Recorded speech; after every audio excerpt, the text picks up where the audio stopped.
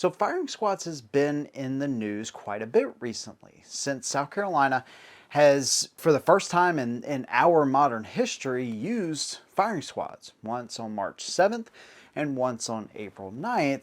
It's now sparked a bit of controversy around the issue. But today I'm going to show you a video that I think proves, without a shadow of a doubt, that this actually is a method that can and should be used going forward.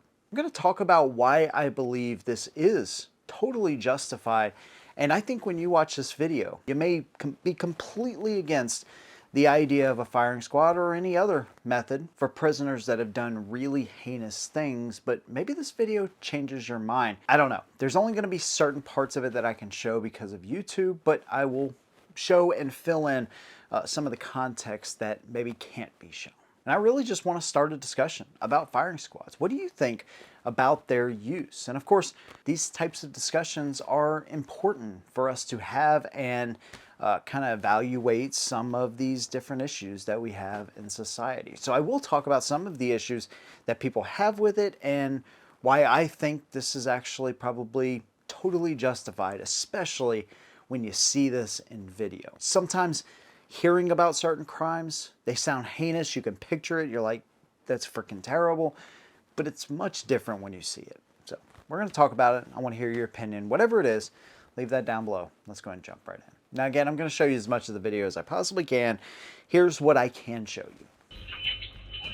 What huh? Let's go on this one. Let's go because it was bigger yesterday. Oh.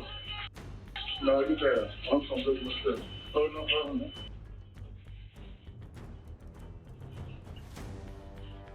I'm slow. Okay. Oh, you done something? Yeah, man. You take it all, no problem. No problem. Come. Oh. You take this one? No, you bet. You people.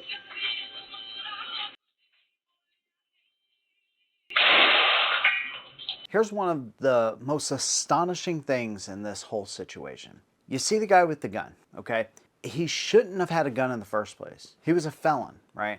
So while I have adamantly supported that felons that serve their time, that show rehabilitation, should be able to get all of their rights back, including their Second Amendment rights, this is a guy that is absolutely not who I'm talking about, because he has a criminal history and he broke his probation, and the judge, instead of locking this guy up, sent him back out into the community. But I guess he thought, hey, you know, 5 years of supervision should be enough. They put an ankle monitor on him, and the ankle monitor wasn't working. According to police, it either wasn't charged or it just flat out wasn't working. By the way, he had been charged with, I think, larceny and felony burglary. There might be more out there. I have no clue.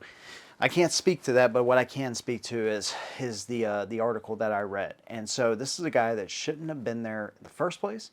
He shouldn't have had a gun in the first place. And this is why a lot of us, we don't believe in restrictions, because this guy got his gun illegally, as most people that are looking to do harm actually do, right? So when you set barriers in front of law-abiding gun owners, all you're doing is putting obstacles in front of people that are trying to exercise their rights, not people like this, not scumbags that are just trying to do harm to somebody else. And when you watch this video, and I'm probably going to mess his name up, and I apologize in advance if I do that, which I probably will, but Primvar Singh from India is the victim in this video. And he actually hands the guy money. He hands him even more money. He sees it right there. He's like, and on the audio you can hear, he's like, here, take it all. It's no problem.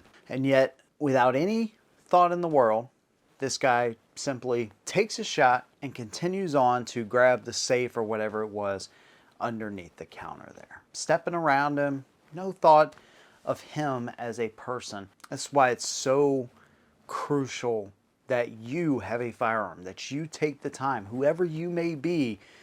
If you are working at a gas station, these are one of the most dangerous places that we all have to visit at some point, and you're working behind a counter, right?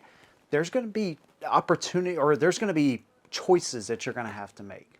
You may have a totally anti-gun boss that says, nope, you can't carry a firearm. But you're working night shift at a place like this that is historically bad, or maybe it's historically good, but things like this can absolutely happen anywhere. So sometimes you're gonna have to make a choice, right? Do I carry and take a risk of losing my job? And I've done this too, where I had to make a choice like that. And, you know, I'd be willing to accept the consequences, whatever those may have been, if somebody found out. Which, to be quite honest with you, I guess it's good I never made a lot of enemies. You know, every job I worked at, because, you know, for the past 11 years now, I've made YouTube videos talking about this exact thing. So I've pretty much been outing myself the whole time, but in order to help somebody else. That's okay. I was still willing to take that chance. And so, you know, everybody has to make that decision for themselves. But it is something I want to kind of throw in this video because I think it's important. Now, in a clear-cut case like this, and let's just be honest, everybody has a right to due process, right? So you get your court date, you go through the motions. It is clear as day. They were able to identify this guy within hours, by the way, because he was known to the police in Tupelo, Mississippi already. But you go through the motions, fulfill his rights, and then you don't take 1 year, you don't take 2 years, you don't take 1 month maybe. This is where a firing squad, in my opinion, should be used 100%.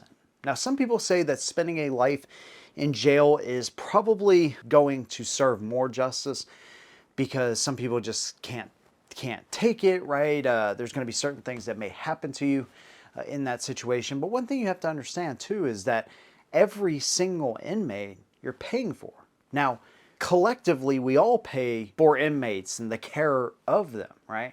And if you have somebody that's rehabilitated, or you have people that are in prison right now, maybe even on death row right now, that are innocent, right? That's a terrible, terrible tragedy. And so I am not in any way saying that people should not get their right to due process and to have a certain amount of appeals. But when it is this clear cut and this person took a life without any worry in the world, this is where firing squad, in my opinion, 100% should be utilized.